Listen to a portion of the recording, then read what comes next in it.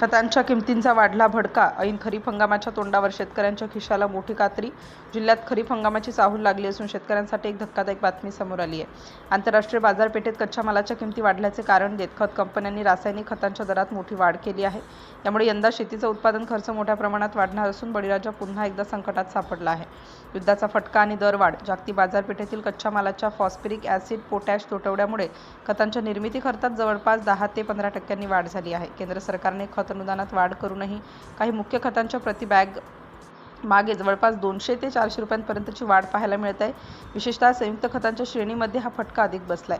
शेतकऱ्यांपुढे दुहेरी संकट. एकीकडे खते आणि बियाण्यांचे भाव गगनाला भिडले आहेत, तर दुसरीकडे हवामान विभागाने दिलेल्या एल निनोच्या इशाऱ्यामुळे पावसाच्या अनिश्चिततेची भीती आहे. यामुळे शेतकरी चिंतेत दिसून येत आहे. वाढलेला लागवड खर्च आणि उत्पादनाची शाश्वती नसल्यामुळे शेती करणे आता शेतकऱ्यांना न परवडणारे होत आहे. सिटी इंडिया न्यूजसाठी नागपूर प्रतिनिधी राहुल पानतावणे.